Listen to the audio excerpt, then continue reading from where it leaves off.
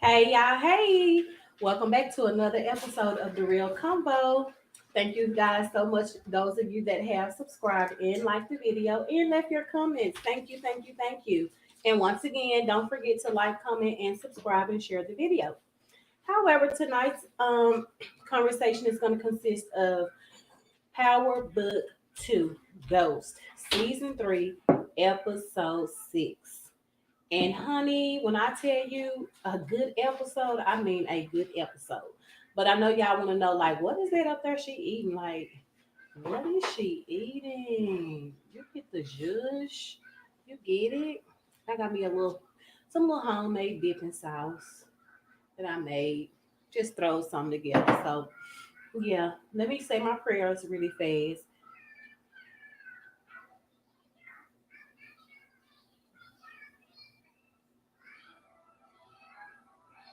Amen. Thank you, thank you, thank you.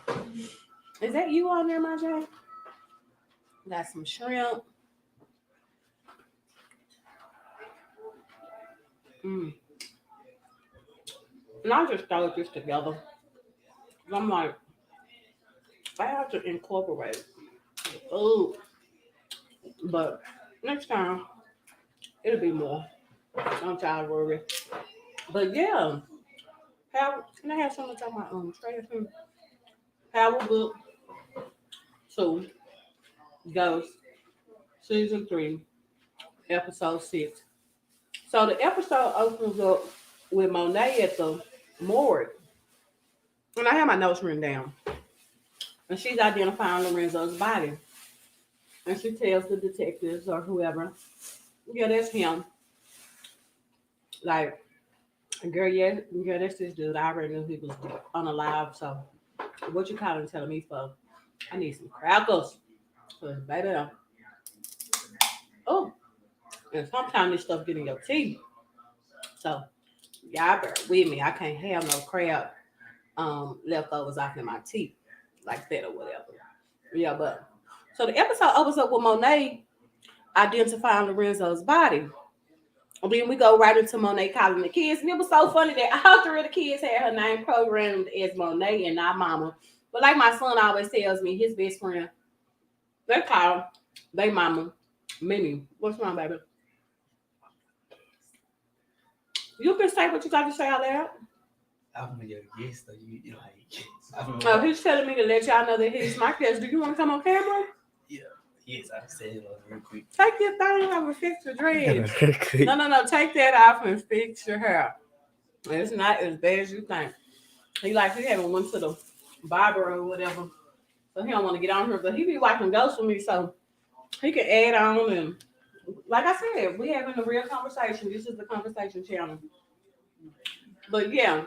So Hello, everybody. I'm my mom's special guest tonight. I'm just sitting off to the side and helping her discuss everything that's going on. But yeah, I'm her oldest son, Majay. And I help her run her channel and stuff. So, hello, thank you, everybody. baby. Thank you. Yes. Yeah, that's my boy. But yeah. You want some? No, I already ate, but thank you though. So Kane is gambling when she calls to tell him the news. He's trying to win him some money. Drew is painting pictures of Gordo. No comment, but he's painting pictures of Gordo. And baby, Diana, baby, she is getting it in with Celine, baby, on that thing, baby. And she wasn't taking no prisoners. She was giving Mr. Salim the ride of his life, if you know what I mean, baby. For her to be like this her sexual second partner, girl, she acting like she had done did this about, a couple of hundred times. But yeah. Okay. Okay. And then we go to Tariq and Effie. Tariq and Effie back at Tariq's dorm and they get up or whatever. And it's like Tariq kind of being like standoffish towards Effie, like, girl, I know what you did last semester. Like I know what you did last summer. Like, girl, I know what you did. And you just sitting here like you ain't did nothing.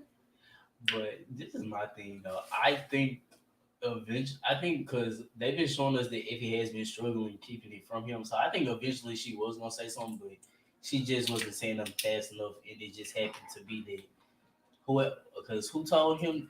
Lauren, yeah, told him like, well, hey, like she's the one that did this to me, like, so you need to be on the lookout for your little girlfriend. So I think she eventually she was gonna say something, but it just wasn't how we expected it to be. I don't think she was gonna ever tell him. Yeah. I agree with that she was struggling with telling him, but that little snake, she wasn't gonna tell Tariq nothing. Yeah, he loved Effie. I do. She's one of the out of all his love interests besides Diana, him, her, and him, in goal to me, the end game.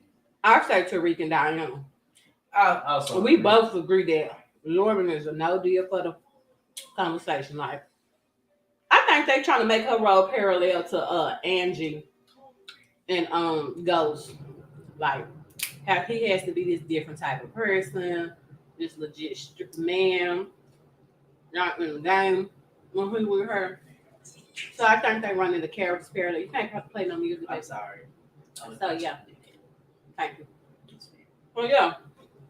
Next thing is Tariq and Effie in the dorm. She's like, "You all right, boo? Everything okay?" Like, yeah, he's sitting up there looking like a madman, not saying nothing. And then she gets a notification on her phone. Lorenzo say hi on the live last night. So she asked Tariq, "Hey, did you see this?" And he's like, "No." And then from nowhere, she just asked him, "Did you have anything to do with this?" Some wipes. Okay. And he's like, "Why would I? How would I?" Like, no, dude, that doesn't make sense. So he get up and start putting on his clothes. He's like, "Hey, I gotta go. I gotta make a run." She's just sitting up there looking dumbfounded, like, "No, he didn't either." Like, I know this dude did not just do that. Girl, yes. Yes, he did. We go to the next scene. When Cooper informs Davis Lorenzo is done alive and wants to know has he heard anything. And of course he's like, give me the whole thing. He's like, no, I haven't heard anything, but yeah, he looks at the phone. But then Davis turns right back around and asks Sax, have you heard anything about Tariq being up on the investigation for Laura's unaliving?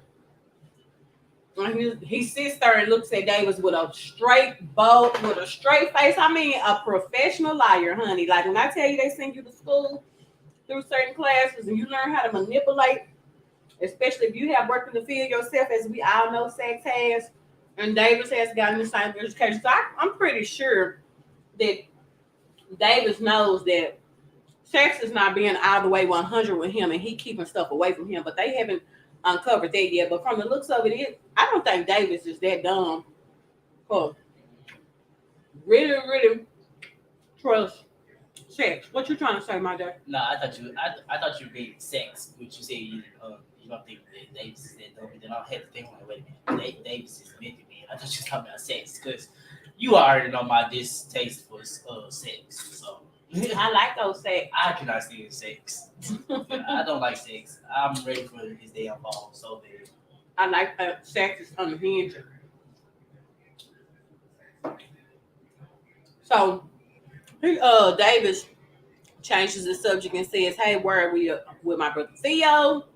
Like we really need to be getting him out. And who do you know in the governor's office that can help us with the commutation?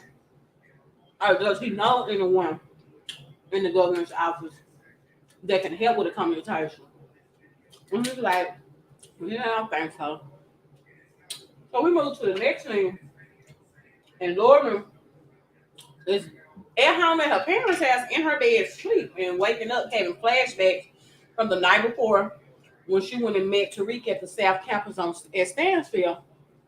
And then she flashes back to when she enters the house and wakes up and realizes that she's no longer in witness protection and she's actually at home. Here comes the mega bitch, Jenny Sullivan. Oh, we need you back in witness protection.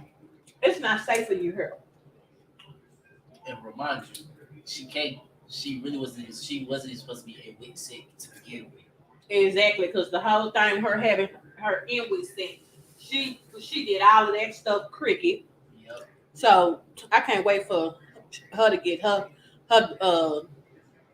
her face. Yes, I can't wait. And then Lauren is like, I already told you that Braden gave me to Effie, and Effie was the one that tried to unalive me. Like, Tariq didn't have nothing to do with this. My man, my man, my man, my man. Girl, like I just told you, my man, my man, my man. Like, why you not understanding? Like, she didn't have nothing to do with this. Like, why you can't just accept that? Of course, Jenny is not trying to hear that. And she like, um, we'll have to bring you in if you refuse to cooperate with us. You know, manipulating the girl again, like Carrie Milgram did, making the girl feel like she just has to help them with this case. When Sex already told her right in your face, she cannot keep you here. And that was crazy to me. That it was the audacity that she still had. Like like you just said, Sex said it in her face. Like, hey, she can't keep you here, and she's still just trying to manipulate her to make her stay there. Like, and help them. Like, I just find that so crazy. Like that she just started pushing for that. She's overbearing. Very, she's very. Or she just like abusing her authority. And I'm like, is Lauren just this dumb? She had no problem turning up on Carrie last season when she realized how Carrie had used and manipulated her and let her know, like, everybody's about to know about you and freaking Zeke. It's about to be everybody's business. I'm like, girl, you better stand up to Jenny Sullivan. And then she's like, I came here so I can see my parents, but they weren't here, and I want my life back. I want to see my parents. And of course, Jenny tells her, we have to get rid of your parents too for that protection. Girl, this one just deep. Yes. Ooh. And then the crazy part, that's what I'm saying, like, the crazy part about Jenny's character, because she was not even like this lady. She's like, you actually liked her. Like, she was one of the characters that you like, okay, like, yeah, she's pretty cool. Like, we never had no problems with her up until this season. And it was just like, what? But I knew she was gonna shift because I seen how hard she was trying to convict Tariq. Mm-hmm. So I knew her character was getting ready to take a shift because she was mad from season one when Tariq, when Sex played her with Tasha case right before the feds picked the case up, and Sex had tricked her into making that deal. So she been after Tariq and the St. Patrick's family ever since then. Oh, okay. So pretty much like the Blanca case, like on the last season of Ghost. I mean, of Power. Mm-hmm. Basically, how she was just after uh, Ghost so bad, yes. just going instead. Okay, so pretty much the same thing. Mm-hmm. They like, to me, it's making it so many parallels. Well, it is from the original Power show. Yeah, it's like it's really the same show. Yeah, cool. Yeah, like a lot of them, like that's why a lot of people be like they tell Tariq like you're just like your dad. Like that's why why do you think everybody keep telling him that? Like he's just like Ghost, but just worse. When you think about it, he is worse than Ghost in a lot of ways because Ghost didn't come from money, so like he actually had to be in the streets and go through the trials and tribulations and all that. Tariq didn't have to go through none of that, and he was literally just hand taught everything that he knows now. Yeah. And then you gotta think plus the background, the education, the background. So yeah, he's worse than Ghost in a lot of ways. Yep. Well, we'll see. Cause right now, I don't know. I don't know. I see where they are building his character, but I need him to come on. But yeah, Lauren says the unthinkable.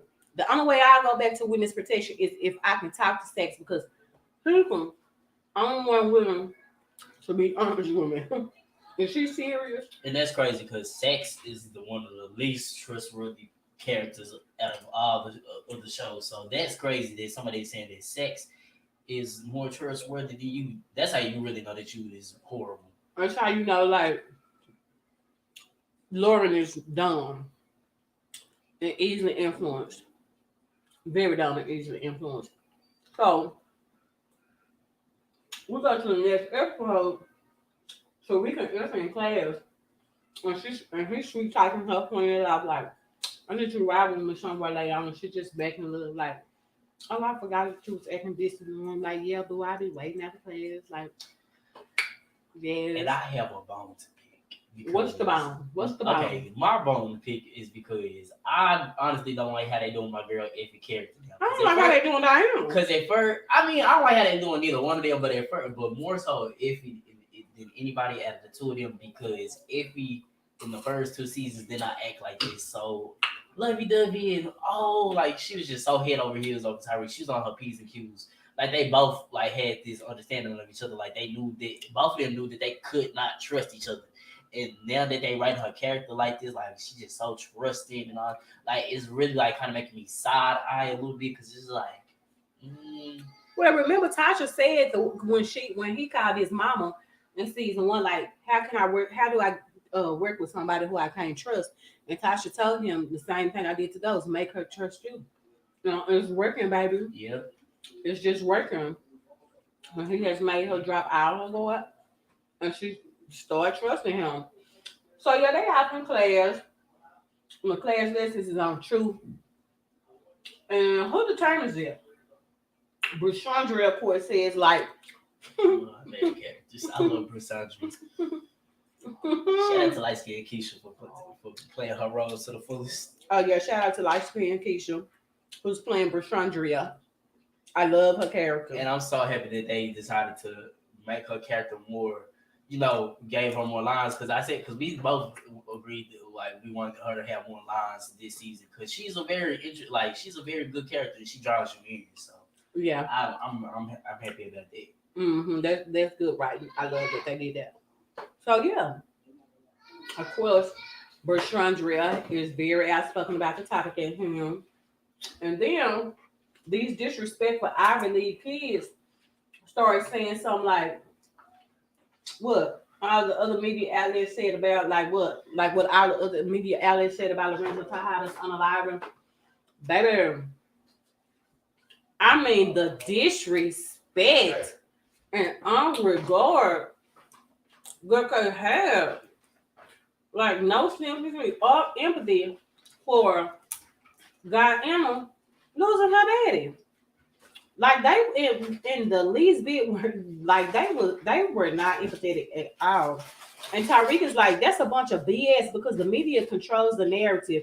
And that's all people need to see is one thing that the media puts out there and controls the narrative, whether it's true or not, and y'all just believe it. And then you're like, show Diana some freaking respect. She just left her daddy for God's sake. She just lost her dad. Like, are y'all serious? Baby, when I say he checkmate the class, he checkmated the class. They was all sitting up there with egg on their face. And here goes Celine. Here go old lame Celine. Just out of place. He over there just looking like, well, whatever. They're bad people anyway, so I don't care if the class says anything bad about Lorenzo to have. Girl sitting over there looking dumb. Boy, you just clap this girl cheeks. This is your woman, your girl, like your boo thing. You're not gonna take over her? I don't like Celine. It's something with his character. I don't know if he's a federal agent. I ain't buying this TA stuff. He running around Googling Lorenzo and running around every chance he get trying to top Diana out of separating herself. Oh, look, I got it. No, I said I'll flip it and stuff for you.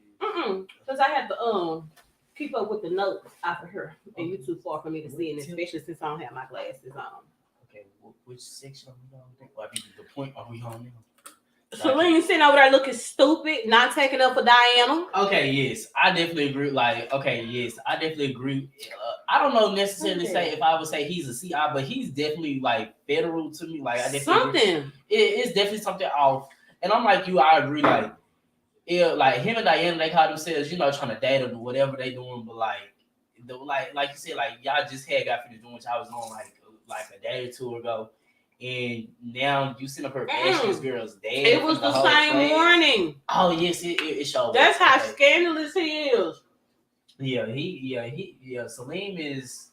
I don't know how. I feel like it's like okay, he means well. It's he means well, but it just be like not the time or the place for it.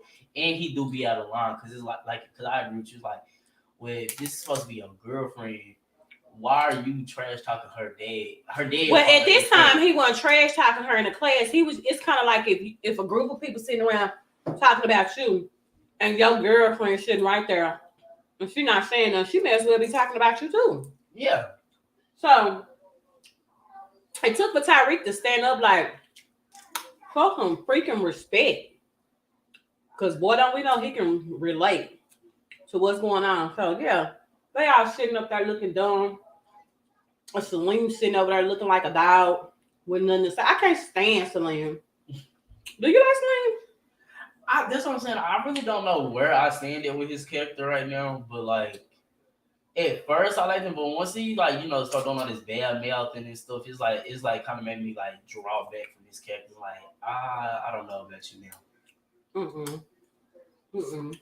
So back at the Tahada house, Diana, Drew, and Kane, Monet, they all sitting around the table or what have you. Was Drew sitting at the table with him? You talking about when they were at the head? Yes. Okay, so I was there, the whole family was there. So Diana wants to know, she asked Monet, or the police saying anything about who took Poppy out. And Monet says, no, why would they? He just basically another minority, like somebody who they don't care, they're not going to spend any taxpayer dollars, wasting time trying to find out what happened to him.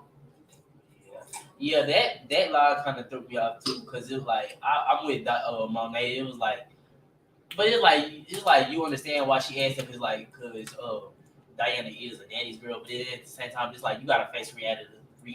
It's like we're like, yeah, like come on, man, he's just another minority, and then another drug dealer kingpin in their eyes. So it's just like, why would, like you said, why would they spend their taxpaying dollars to go investigate this when they can just chop it up to there's another gang war and all this and all that. Of course.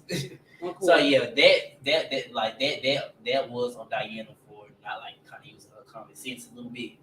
But yeah. Well, in truth, Diana fashion, and she better be going to school to be some type of investigator or something. Baby, you don't think she gonna find out what happened to Poppy? Y'all are crazy.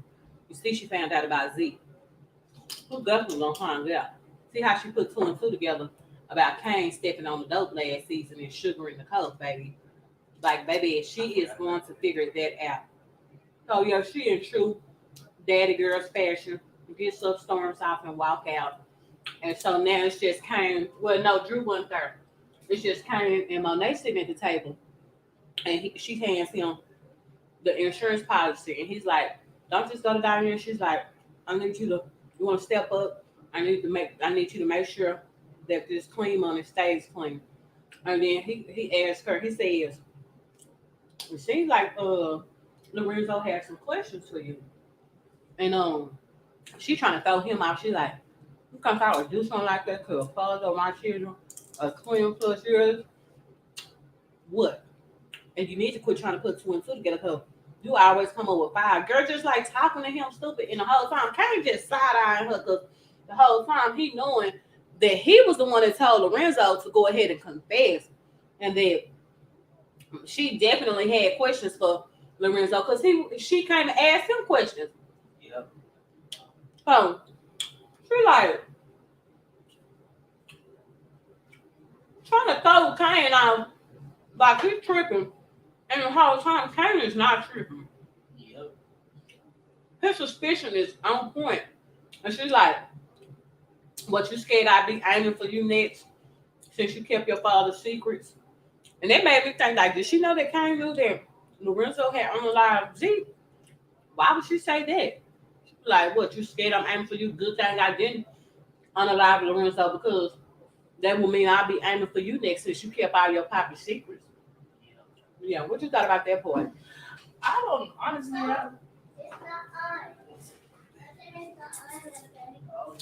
You need to be in the bed. You're supposed to be up. So yeah, she just like Monet's character is food.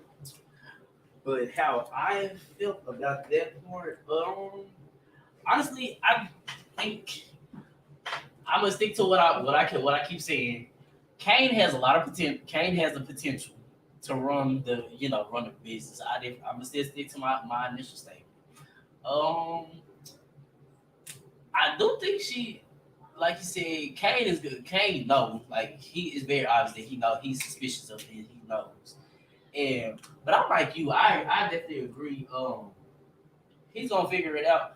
But I agree with another point that you made. I wish they would stop, like having her talk to him the way that she do and treat him the way that she do, because it's like you get stop doing him like that. That's why he do a lot of the stuff that he do, because it's just like Them kids finna turn up and rebel against her. Just why?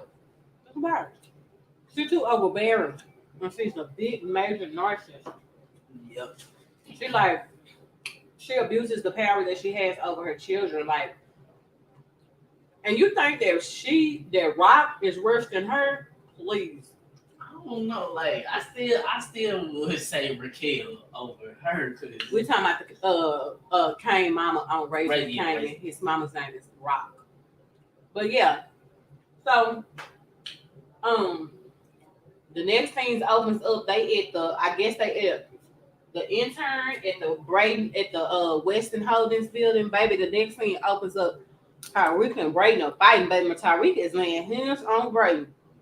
I'm like, tell me, what you do with Evan, with Lauren?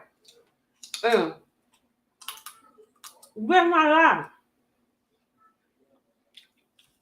Braden does end up getting from under Tariq's hold, though. He had hit one of them little WWE, little WWF, little wrestling moves and got Tariq up out of him. And he was like, Kane told me that I better unalive her. And he's like, how the F did Kane know? It must have been effing. And Braden's like, yeah, it must have been effing. And he's like, and you better not say a word about this to effing. not knowing the whole time they were both in cahoots with each other in the whole situation, y'all. That's the funny part about it. Well, Clarice had figured that out. That's why he was confronting Braden. He had figured out that Braden and Effie was in cahoots. And that's why when Tariq was like, why'd you do this? He was like, came to me like, we need to get rid of Lauren because she had him on the wire or whatever like that. Yep. This was last season, y'all. If y'all not caught up, this was all of the majority of the points that we were talking about that's happening in the current season. Everything happened in the last season. So we're building out from last season into this season. Yes, and we're fully caught up as well. So sorry if we're spoiling anything for anybody, but we had to talk about this tonight because Friday's episode was too good not to talk about. So yeah, that's that. And Tariq storms off or whatever, and Bryce sitting up there looking dumb, just sitting there like whatever. I'm like, if I were Brayden, I'd be like, dude, you better get up off me. Your B had us on the wire. Like, what is she saying? She had us on the wire. That's bad for business. But yeah. So the next episode opens up at the bar, and with Sex and Rashad Tate, and he asking him, trying to sell him on giving them the commutation so they can get Theo out or what have you. And of course, my little baby had to come off in here. Maja, get her. You supposed to be laying down sleep. So anyway,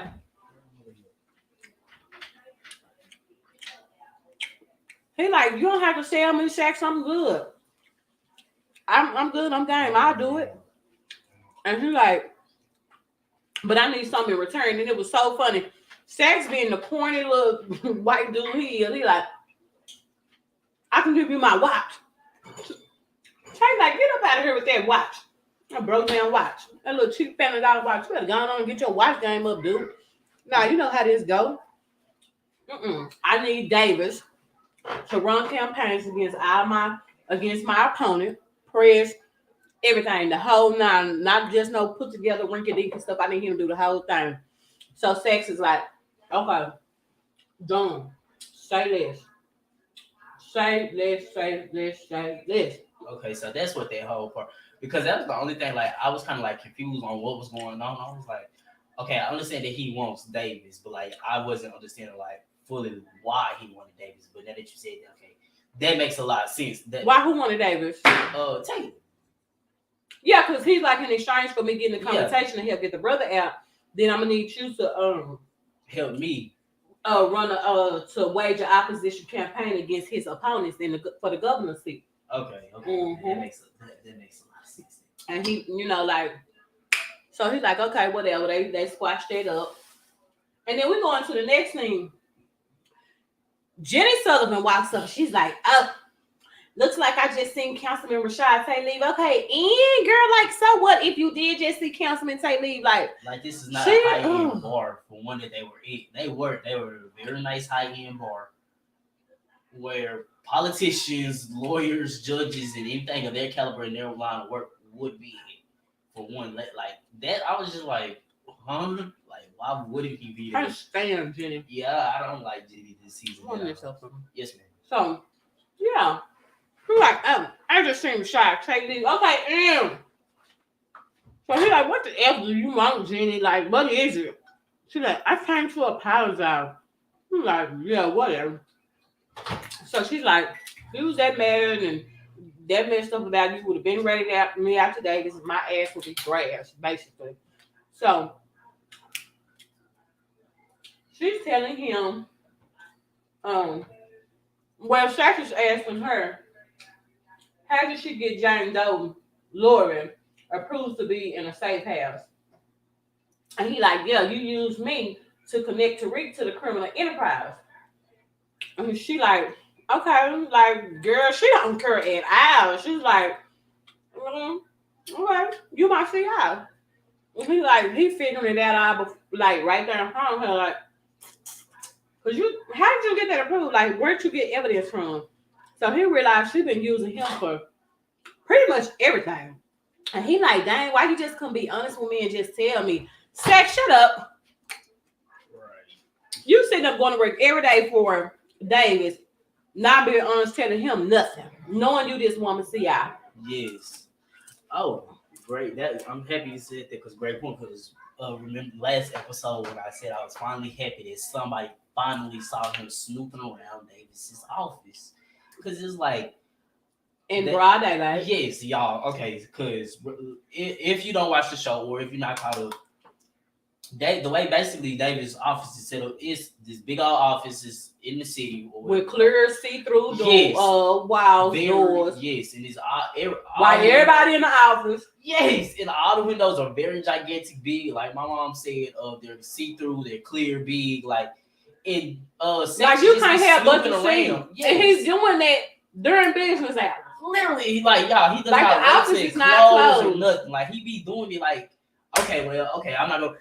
But it was either last week's episode or the week before last week. Okay, Sax was doing it again, and one of the the receptionist. Yes, one of the receptionists she had happened to just turn around and look, and I was like, finally, yes, thank you. Like, don't nobody never see him like snooping around his office in broad daylight? Because like we said, y'all, he's not doing it at night when the office is closed. He's doing it during business and office working hours. Yep. So it's just like dumb. Yeah, and it's not realistic and it doesn't make any sense. So that's something that Courtney Kim write. I'm happy we got new writers. Yes. But yeah, so they still chopping it up at the bar, and he like, I want the truth, but I want it the right way. Sex? Are you serious? Are you really trying to be the one to say you want the truth, but you want it the right way? Like, dude, we talking about shoe sex. Sex. Well, I better tell you that I see her watch Malia because she keep coming up here. So yeah, I was like the hypocrite sex. You my boy, but boy, down on. Since when did you start being by the code of ethics? When you start doing that sex? We know you do not abide by no code of ethics at all. You just don't do it. You know you don't do that. Get up out of here with that sex. So yeah, she like, well, if you don't cooperate, I have to mention the truth that the night James St. Patrick was unalive, and you had confessed to bringing a gun to truth. So I would have to like Sneachiana on Yizu. Like, what the F do you want, girl? So when she say that, he like, he bagged into a corner now. He gotta participate with her. He gotta cooperate. So they opens up the next scene. Tariq and Esther, they in the car, love birds and stuff like that. And she like, you just bought a Porsche. Fine. Oh yes. I can't believe. Hold on. I can't believe you rented this. He rents the Lambo truck. And he's like, yeah, just a little boss stuff. Like I'm a little boss. But what you gonna say, Tom? I know. I was saying, like you said, she said he had bought a Porsche. I just found it very crazy that it took us 3 seasons, y'all, for our boy to finally get a car. They got tired of everybody saying it. No, literally, but they should have we shouldn't even have to say it because remind y'all, Tariq, he came from money. He was rich already before even any of the drugs. So he already had money, and he has a trust fund. But he does not have access to his trust fund until he completes his father's terms and conditions. Then he can get to his money. But he still is rich though, y'all. So it doesn't even make sense as why he didn't even have a car from season 1 to this season. You see what I'm saying? You don't have this conversation 1,000 times. Yeah. So he's saying that to y'all. He ain't saying that to me. But yeah. So they riding, on the long road. And he's just talking to her. And he's telling her, I don't want there to be no lies and secrets between us.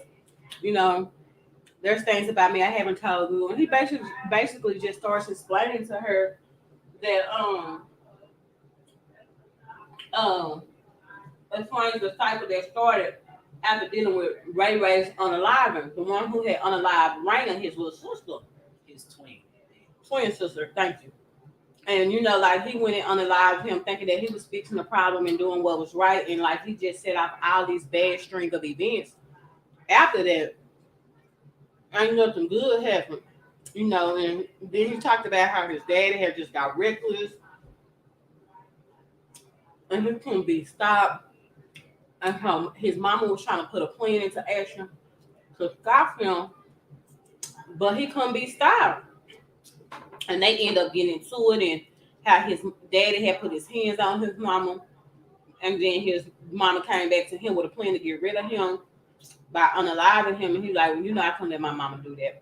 So basically, he had to step up to the plate. So Effie confides to him, and she tells him, there's some things about me you don't know. Also, when she starts telling him about her childhood, we finally get a little insight, a little tad bit about who is Effie and where she comes from.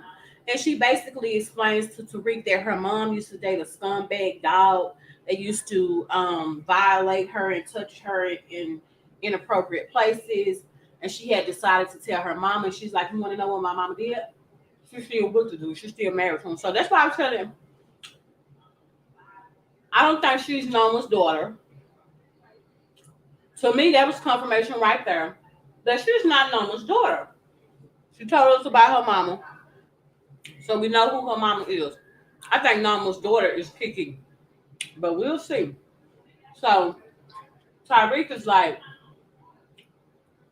I'm sorry that happened to you.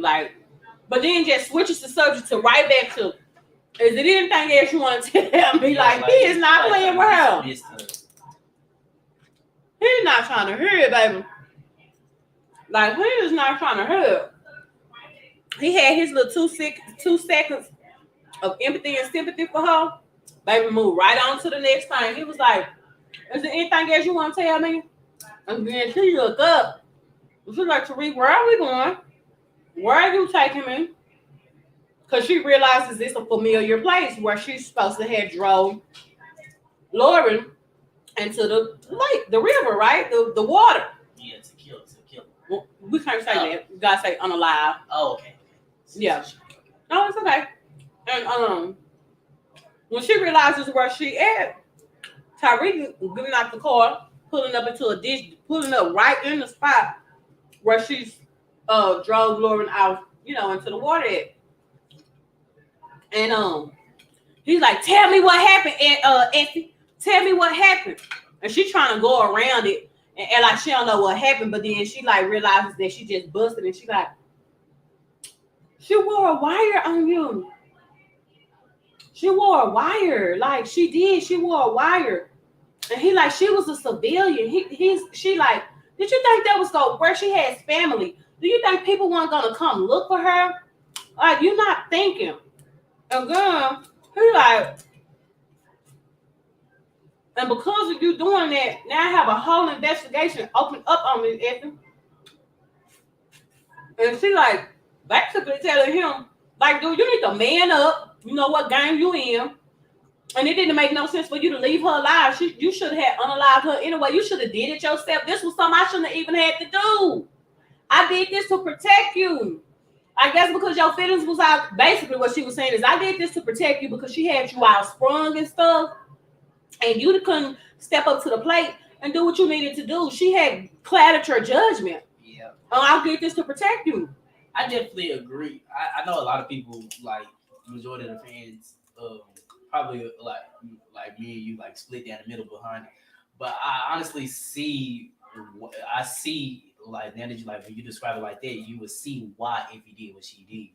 But at the same time, I know it was stupid because, like you said, he has an open investigation back on him again. So it was like it was pros and cons too. It was, but then we also have to admit that all that may be true, fine and dandy, but definitely had her own agenda and motivation too, as a female on some woman stuff like, Okay, that part I don't know. That's my man. That's my man. My man. And you wearing wires too. I'm gonna get you up out of here. But here's the whole thing. I understand all that, but if you snitching on him is the same thing as running a wire from season 5 of Power. Oh yeah, the choke situation. Oh. Okay. I don't know if I'm really buying that, but if that's what you say, every girl, I still think you had some motivation in there because that was your man. Okay, sex meets with Lauren. Says Tariq. Explains to Lauren how Tariq is a monster. Like how he was selling drugs in high school. Him, his twin sister being unalive is what set him out. And he been on the wrong path ever since then. And like, yeah, he probably didn't do this because she tells him that Tariq had nothing to do with her unaliving that Braden and Effie did things. He like, yeah, but that's not like, he probably didn't do this, but this what he did. He did XYZ. He been selling drugs since high school. He unalived his sister's murder. The person who unalived his sister. He just been like on a down file ever since then. And what if your testimony is the testimony that can just finally put him away and make him pay for his wrongdoing? And she just sitting up there looking. Lauren is so dumb to me. I didn't want to like Lauren, but I just can't deal with Lauren. Me neither. I'm tired of her character, honestly. So the next scene goes to Effie and Braden trying to get in the warehouse, which is a Western warehouse.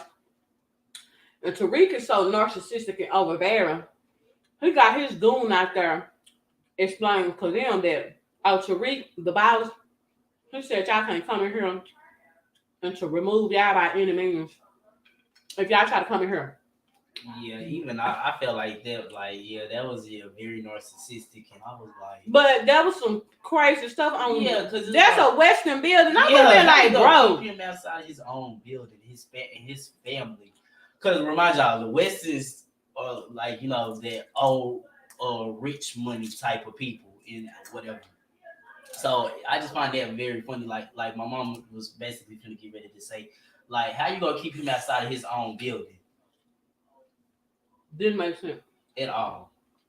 Didn't make sense. Didn't make any sense at all. And he just sitting up there letting them do it. Burton just sitting around, letting Tariq have that type of control. I'm like, boy, please, I would have done told Tariq something like, I would have done told him, and I want you to hit me. Do you know who I am? If any bruises come up on me, a scar you didn't like just because of the weight my name hold. I'm a Western. Touch me if you want to, hood booger. Get up out of here. What? Tariq better show some respect. I was like, Tariq, you out of there now. If I understand, but baby trying like breaking out of his own building, I'm like, whatever. Yeah, that wasn't realistic, none whatsoever. Mm-mm. That was that Courtney Kemp right there. So, of course, that makes they basically got pushed out of business.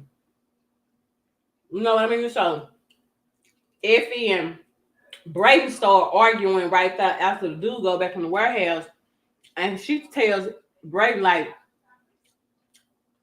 "I had to do what I had to do," and he's like, "We were supposed to send her out," and she's like, "You don't know what you're doing. You're not built for this." And he's blowing her out. He's like, "Whatever." She's like, "You are Tariq not built for this. I'm done," and walk out. We're going to the next scene back in the warehouse. Tariq and Kane, you know, Kane asked Tariq, "Where's F and being athletic?" F and being athletic. Come on, Kane. You did that. You did that. I like that. That was nice little so did. So Cause Kane don't fool with Brayden none with so he did season one he did took him and his big brother because Brayden has an older brother named Trace. And Kane took them in the season one and took them all on the block and made them sell his dope and all of this. So yeah, Kane be trying to take, like my mama said, take digs at him all the time. So yeah, he like, well, leave him. They got the business. I'm like, what do you mean? Well, leave him. They got the business. We all in this business together. Like, what you talking about, dude? He like, oh, let me guess. You found out what your other bitch did. And I'm like, yeah, you did exactly what I expected you to do. And because you did that, now we out here trying to flip it and tell time. Now we all got an investigation open on us. But Kane don't smarten up. Maybe season 1 or 2 he would have believed that. But this season he like, nah, ain't nothing opened up on me. This gonna fall out on you. That ain't got nothing to do with me. But Tariq, but I'm like, even though it's not an investigation open up to you, they're gonna look into the fact that you was on the wiretap. So in a way, an investigation is opened up on you too. You do have to know that, right? Like it's not just out on Tariq. Like it's bad business on all y'all part, not just on Tariq. So, but Kane is getting a little smarter. Yes, I see. That's what I told you. Kane has the potential. It's just I think it's because of the dumb decisions that he still do and the dumb stuff that he does. Like that's why nobody believes that Kane has the potential. But Kane definitely has the potential, y'all, to run stuff. He does. I agree. He has the potential. He's just like he told Monet. They raised him to be the muscle and the enforcer and stuff like that. But Kane has the potential if he'll just be smart. Yeah, I agree. So the next scene at the bar, Kane done called Brayden to the bar and showing him the insurance policy and what type of money. He's like, I want you to invest this in the, Brayden Western Holding. And he's like, yeah, cool. I think you can do that. That'd be good. And he snatched the policy back, but he's like, yeah, not before you get in the business. And he's like, well, Tariq kicked me out the business. And Kane pretty much tell him what I just said. Like, didn't you take the file for Tariq? Didn't you take the case for Tariq? Ain't you like not in school right now behind Tariq? Like, man up. And this Brayden to realize that Tariq better start showing him some respect. Basically, like, I'm gonna let Rick do that to you. He's like, do you think Rick would try that with me? He's like, no. He's like, why? Because he knows I would unalive him. He knows you'll unalive him. Like, exactly. Put your feet down. So I thought that was cute. So to Rick and Kane, not Rick and Kane, we go to the repast at the Tejada house. And the dude, Kyle, he hands Drew and Kane 2 big stacks with bands, racks on racks, baby. Oh, Kyle. Yeah, Kai. Okay, if y'all don't know who Kai is, Kai was just introduced this season. He apparently was one of Lorenzo's little runners back in the day. But it started the season. He was mad, disrespectful. What he do again at the party? He had said, he didn't want to. He wanted to do a 60-40 deal. Yeah, he was trying to lowball them. But yeah, Kai was like, the streets is talking and saying that y'all letting Lorenzo's unalive and go answer. They like telling him, hey, we got this. Like basically, we don't need you telling us how to run stuff. And he says, ooh, Monet look like she needed a shoulder to cry. I'm being mad disrespectful. Hitting on their mama right there in front of them. And of course, baby, Drew is turned up like, baby, Lorenzo being unalive, that was the key that Drew needed to turn up. And he approaches him like, trying to fight. Monet hurry up, run over there. Don't be doing nothing stupid. Like, thing before, like basically telling him a thing before he moved. Like, don't be acting out for emotions. And Kai tells Monet, I got you if you need me. She like, my boys got me. And then the next thing goes to upstairs with Celine. And Diana upstairs in the room. And this dude got the nerve to be downstairs in Lorenzo's house telling Diana how her daddy's actions determined his fate. And she think this is normal because she been raised around all this. Basically telling her, your daddy got exactly what he deserved. I want to know who in the hell is Celine. That's what I want to know. Who in the hell is Celine? Because that dude is golden. If he ain't no CI, no undercover, it's definitely has to be more to his story because he is bold, baby. And of course, Diana checks him, puts him in his place like, baby, you can leave up out of here. And if you don't want to leave, my two brothers can assist you. Like, dude, I'm a daddy's baby. Like, I know what a man love is. I ain't at her yearning from no love from no man. I don't need you to sit here and bad talk my dad in my face. And I'm just going to be like, want some men love so bad that I sit up there and take that. Like, baby, now, you can get up out of here. You can get up out of here is what you can do. Hit the door, don't let the door hit, don't let the door not hit you where the good Lord split you. So, Tariq goes to report in the work at Western Holdings for the intern. Lord and behold, his badge is not working. And the front receptionist tells him that his access has been denied, but Mr. Weston is on his way down. And Brayden just basically explains to him like, Tariq, I tried to do what you wanted me to do. But Effie went to Kane with this, and Kane and Effie both wanted her unalive. What was I supposed to do? I tried to do what you wanted me to do. And then Tariq act like he don't be letting Kane strong on him right in front of Ray. So, what did you want him to do? I'm curious. What did you want him to do, Tariq?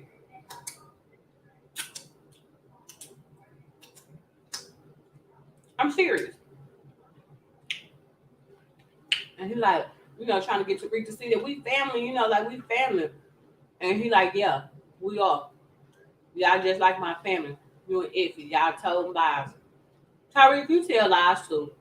You manipulate and tell lies to get what you want out of people too. So you live by this code of conduct that you don't even exemplify yourself. So get up out of here with that, Tariq.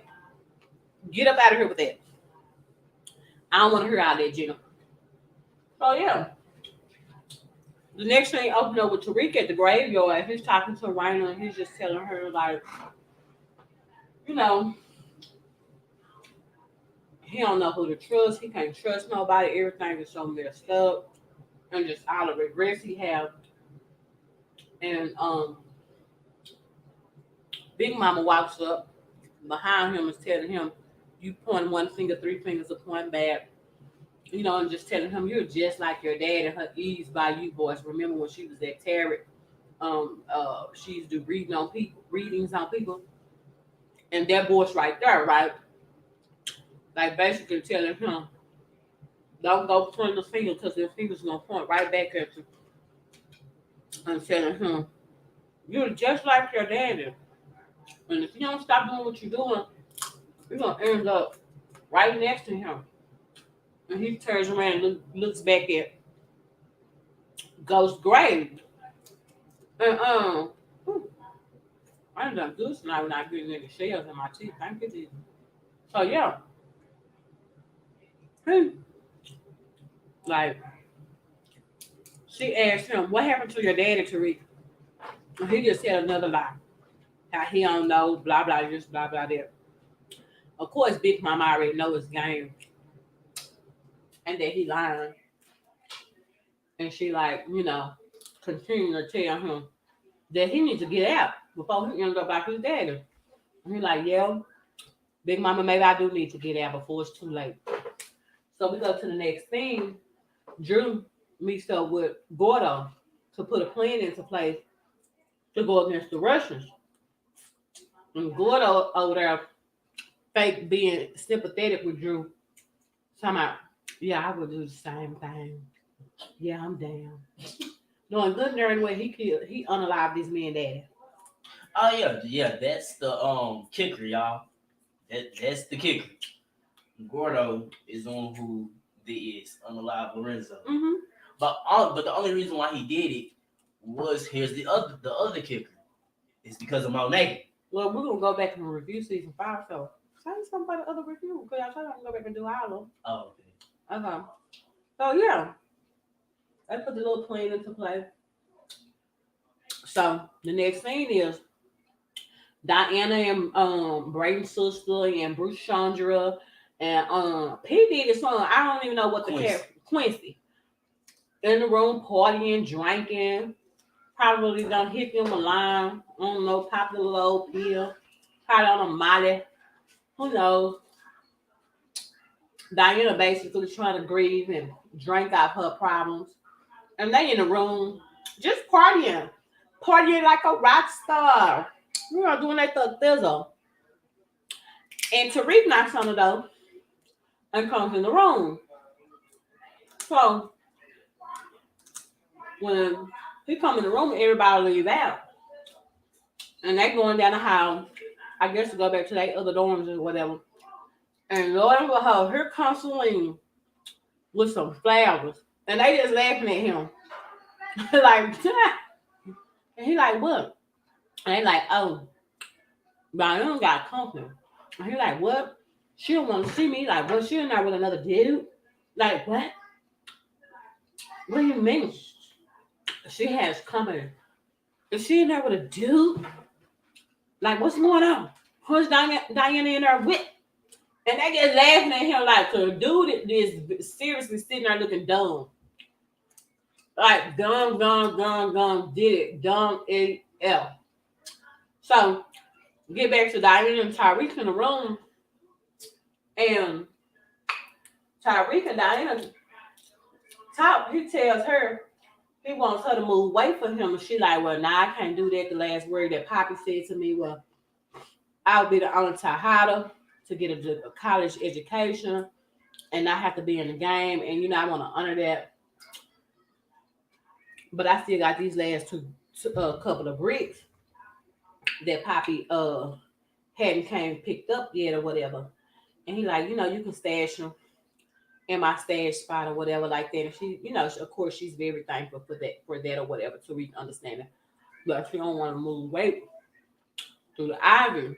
And he like, well, I can tell there's something on your mind. Like, talk to me, because I'm rebound extra with you right now.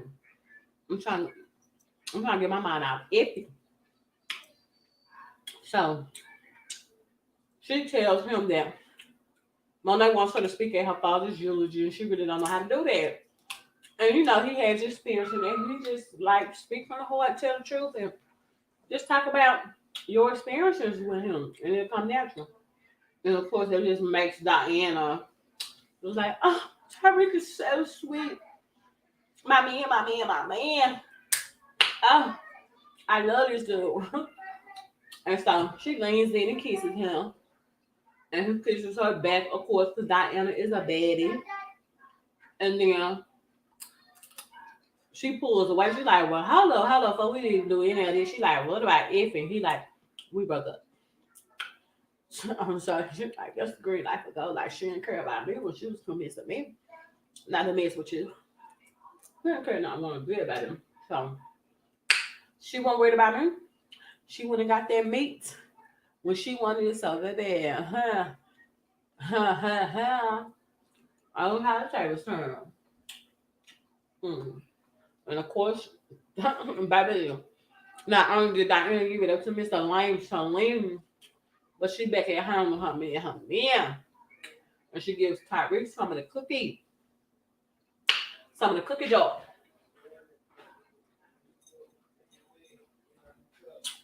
Oh yeah. So we get to Drew. Drew dressed up like a delivery boy. Look like he going to look like the Russians has a bar, right? Some look like a bar to me. He dressed up like a delivery guy. But one of the waitresses stopped him. She's like, "You know the regular delivery guy?" He's like, "Yeah, I know, but you find ASF. You know what, Drew? Baby, Drew played that out really good. Baby, we know Drew don't want that, baby. We don't have a Drew want. Drew, we don't have a Drew want, baby.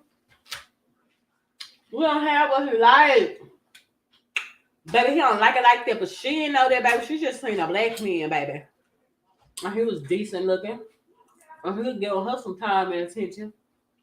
So, he like trying to tell her, "Hey, take my number." And she's like, "We can't have our phones out before the shift. But I got you." And hands him an ink pen and he writes his number down on her arm. Oh yeah. She twists this off and Drew, back in true mafia mode, walks in the bar, right? Walk up in the little Russian dude, the little head one, I guess. He's supposed to be the head. I don't know. He's sitting down. Drew pulls in a little fake delivery cart that he had. And dude said him, sit it over there in the corner and leave. Go to back to business. Get out of here. Sit it over there in the corner. And when you sit it over there in the corner, go ahead and leave. Baby. Drew walks up to that Russian man. And baby, the music, you know how they do media manipulation and play the music a certain type of way to make the scene seem like something, like get this feeling that they want you to have about the scene. Right when that music got dark and low. And he walks close to man. And the dude like, "Who are you?" He's like, "Bitch, I'm Lorenzo Tejada. And after what you did to my father, I'm the only one leaving here tonight." And Drew takes his knife, and the music goes real. You know how they do. Well, now they had started shooting first because that's why he got up. Remember, because he was still sitting. Oh yeah. They started shooting, and that's what alerted him. The guys, Gordo and his guys that came with Drew to complete the mission. I guess the Russian little old people was like had peeped the scene. Like we got some, people in here going wrong.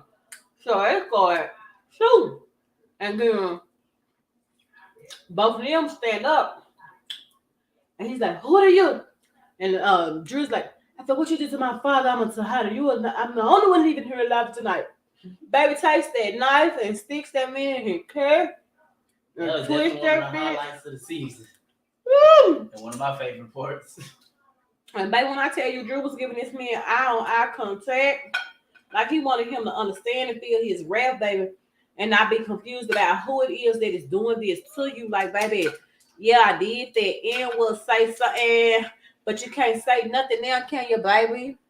You on there? Yes, you on there? Yes. Oh, your phone not on there? No? Okay. So, yeah.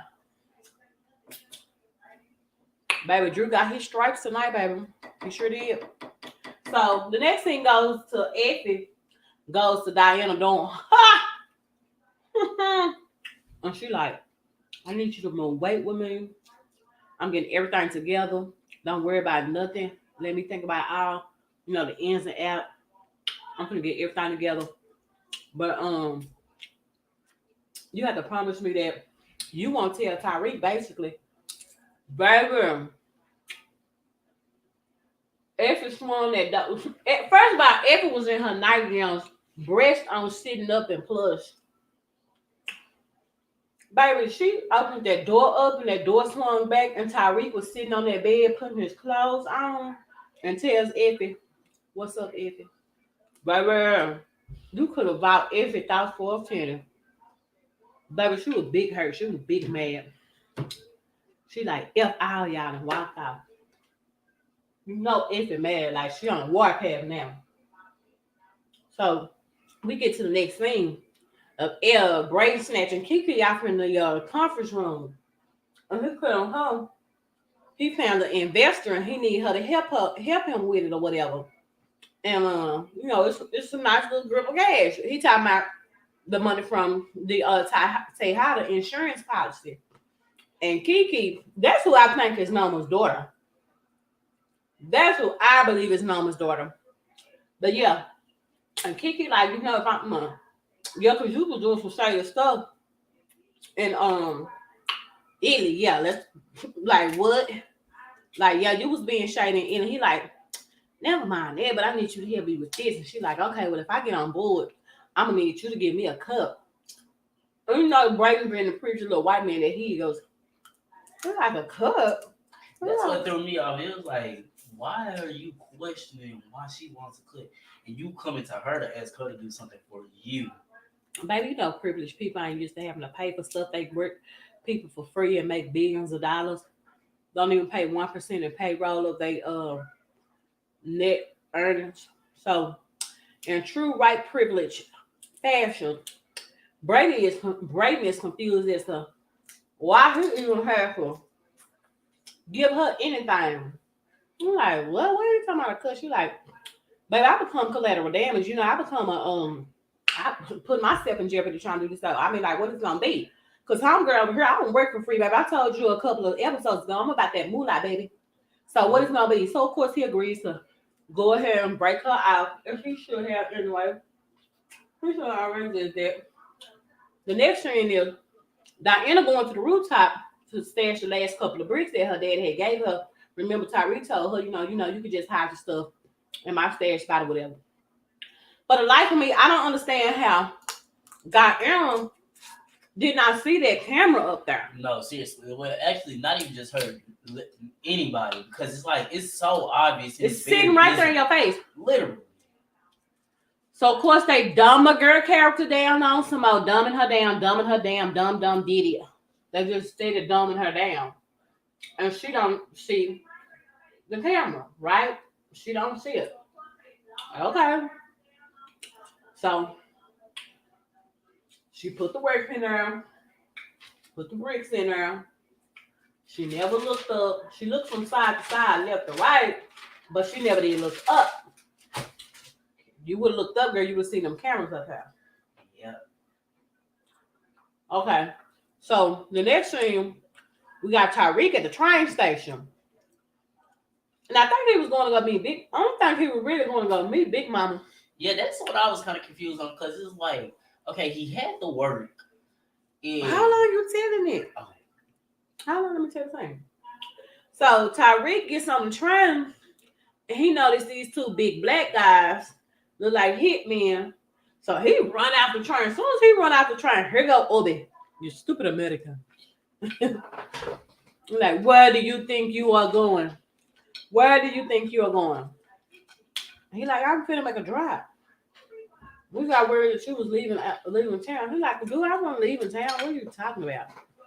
I was not leaving town. That's the furthest thing away from the truth. So, all being the two hitmen, they take Tariq to a dark warehouse somewhere. And the two men, they go through the bag and they realize it's just work. And I was sitting there looking down. He like, yeah, Tariq telling him, and I'm gonna have to let when I'm not on time for my payment, I'm gonna have to let Noma know why I'm not on time and why I was short because you stopped me. Baby, I would pull that gun out and say, you want to tell Noma shit? You want to tell Noma an MNF thing, baby? So, of course, Tariq carried up and got some act right, baby, like, oh, okay.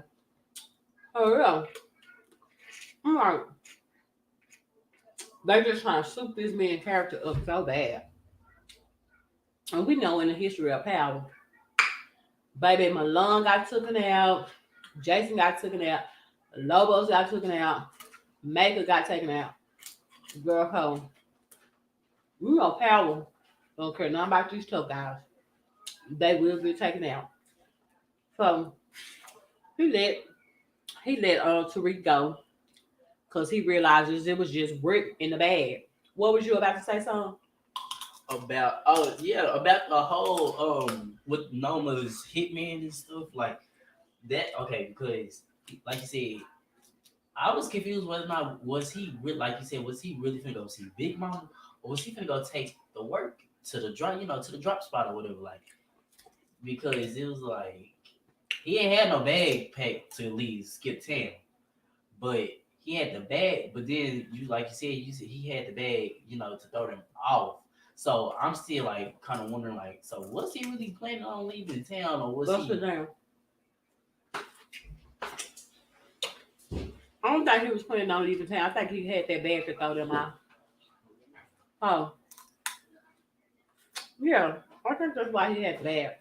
I don't know. That thing was a little confusing for me. I'm not gonna even lie.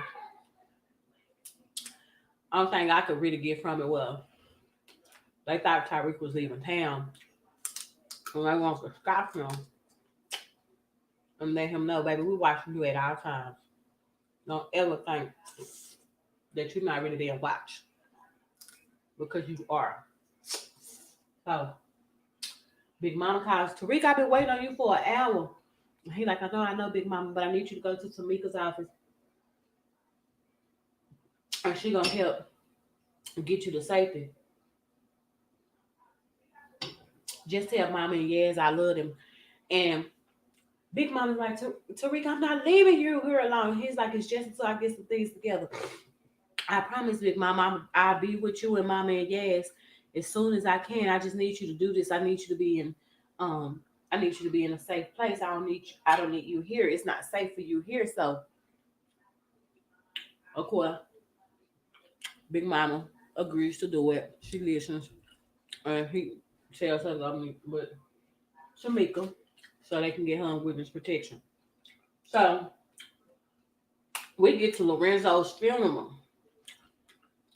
That when they're sitting over there looking like a major bitch, an unaffected bitch, no tears, nothing, just straight face, just who around straight face the whole time.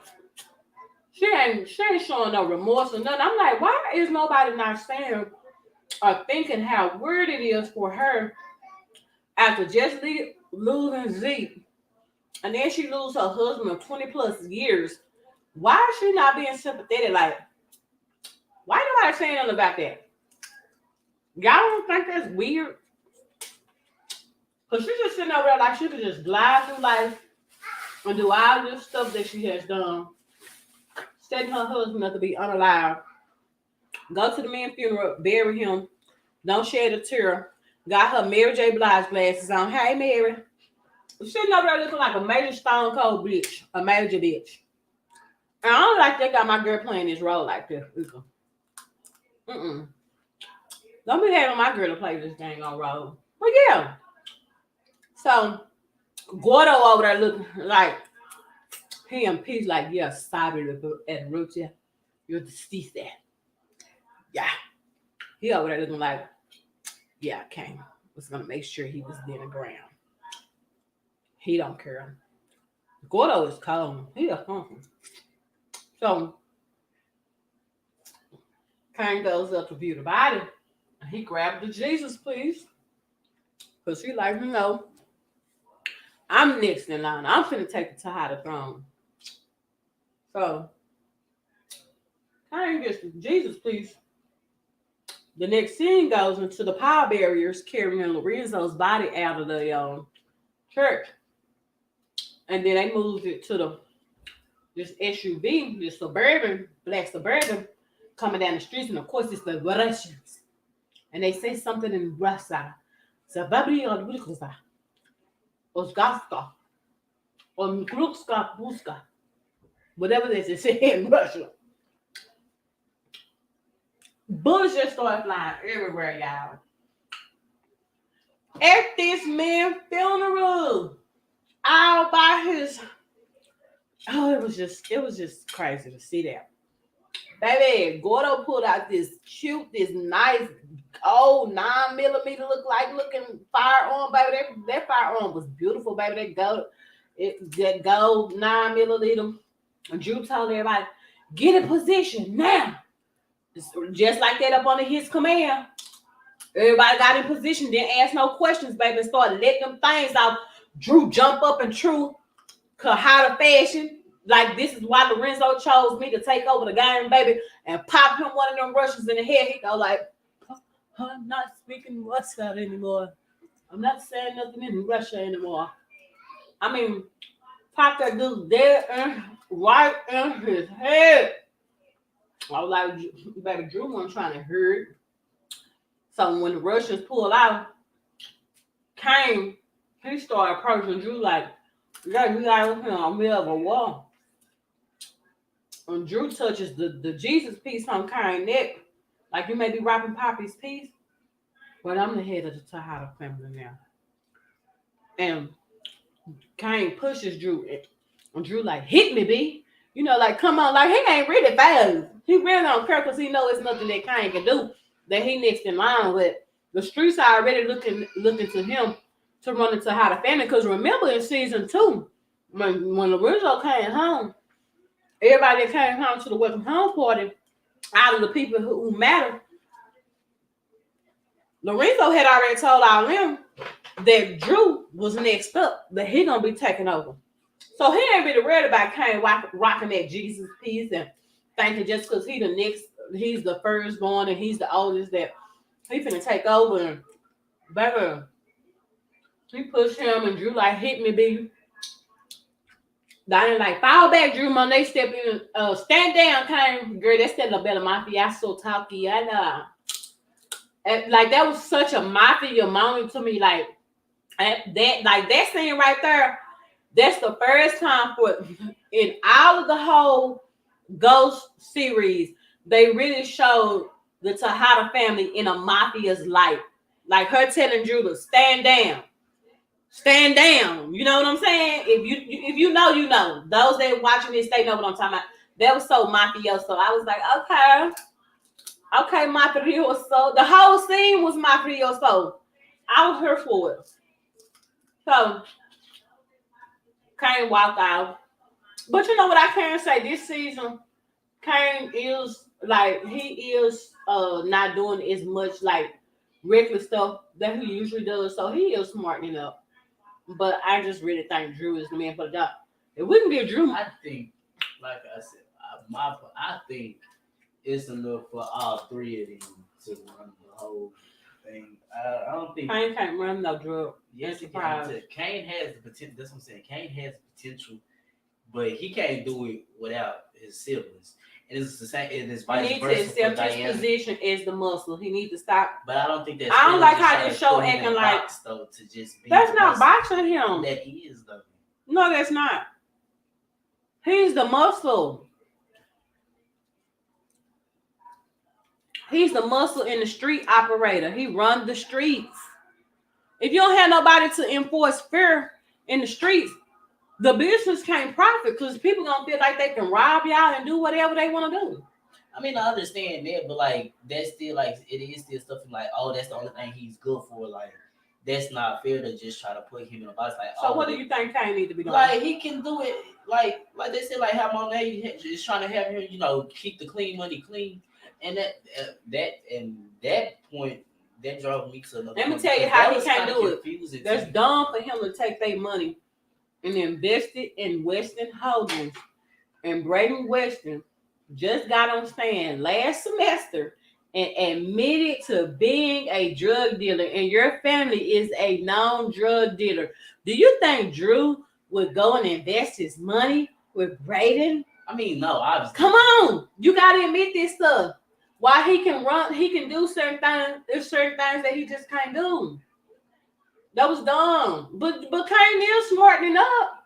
I ain't gonna take that away from him. Kane is smartening up. You don't think so? No, I definitely agree. Kane has definitely got a lot smarter from season one because he has came a long way from season. No, I'm saying you don't think that was dumb for him to go and invest their money in Braden?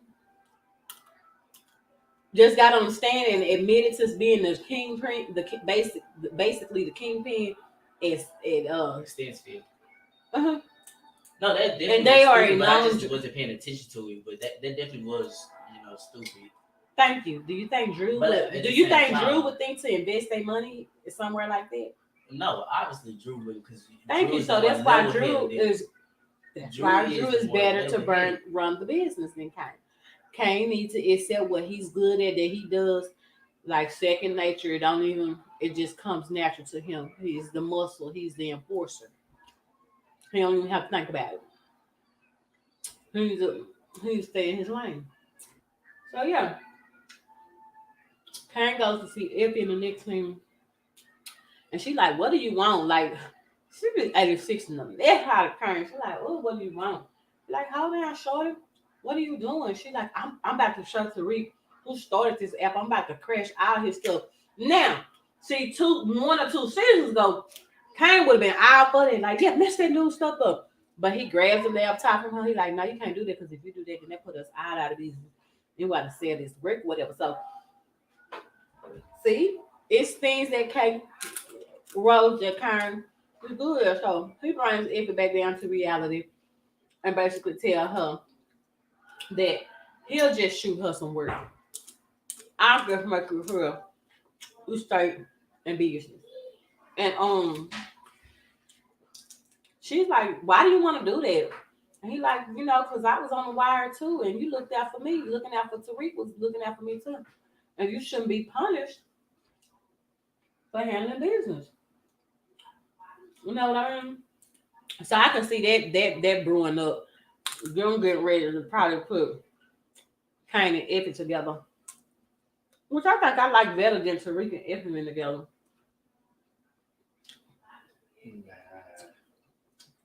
My they just want Effie with Tariq. No, because I feel like Effie and Tariq are the perfect match for each other. They both little snakes in the grass. They both cutthroat. They both are very smart. Like, and I feel like it would take somebody. It would take somebody just who's just exactly like them to deal with somebody like them. Like, they fit each other so well. Like, it just makes the most sense to me. I don't like Effie for Tariq. I just like her to be working with Tariq, but relationship wise and all that. And not even working with him, because if he do the wrong thing, she gonna snitch him out. She showed us that show. So Effie's not to be trusted. Even Courtney Kim said that in live. The Effie is not to be trusted. So I don't trust Effie at all. I really don't even think they need to be trying to have him with a love interest like that. Like, he's a 19, 20-year-old boy. He just need to be having fun. Yeah. I don't think we stay in our relationship. I'm really tired of him trying to draw that narrative together like that. But yeah. So, Brian and Tariq meet up at the docks. They discuss moving forward. Tariq tells Brayden that in order for them to move forward, they need to figure out how to get Noma out their backs. Like, we're going to have to get this chick out our back. Like, I know in the world we can keep working for her. This chick is crazy. Brayden agrees. And Tariq goes, I'm almost finished now, finally. Got a little shell stuck in her, but it came out. Anyway, if he walking out, Lauren is texting him, I need to see you. I need to see you.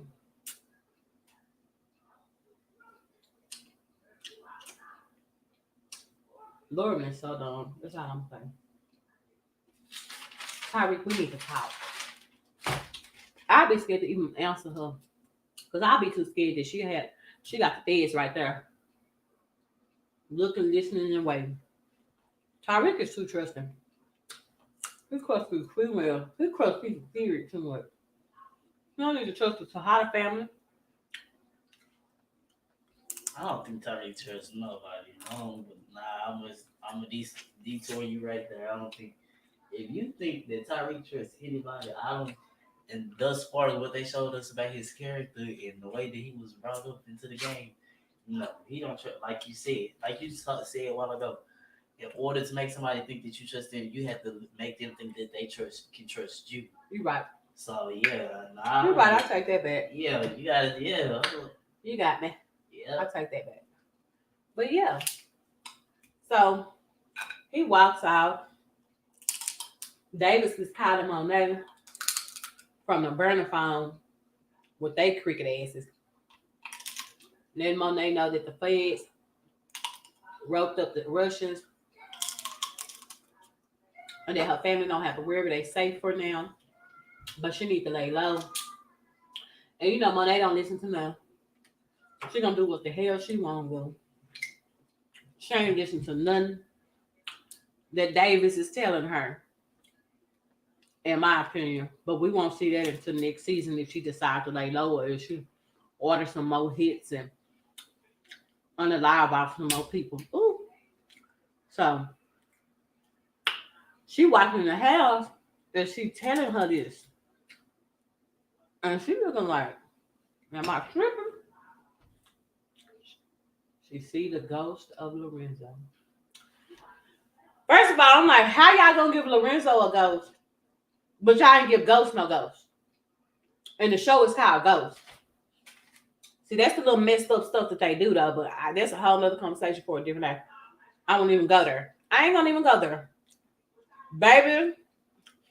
And his ghost tells her, Monet, I still loved you, even though everything you did to me, and I still love you right now to this day. And he did. He loved Monet. And I think he was regretful for what he did. I don't think he tried to kill. He tried to unalive Zeke. But she just had to be the overbearing, not showing her him, narcissistic, controlling, batshit crazy Monet that she is, and did that to that man.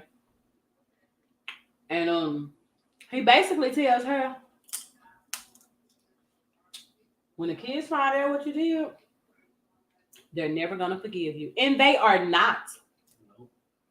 Well, okay, let me say this, because it's obvious and it's clearly a fact. We already know Kane knows. Kane just sitting back waiting for Drew and Diana to find out. But they basically told us Kane know that she's the reason why he's dead. Unalive. Yes, unalive. I'm sorry about that. But yes, it's only a matter of time before Drew and Diana find out. Now, this is my question, in my opinion. I want to know I don't know who's gonna react the worst between the two of them. Diana. You say Diana. I don't know. Diana. I think yes. I see why you say Diana.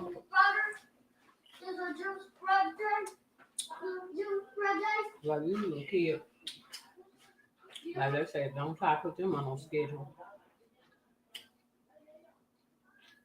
They just up. They just up.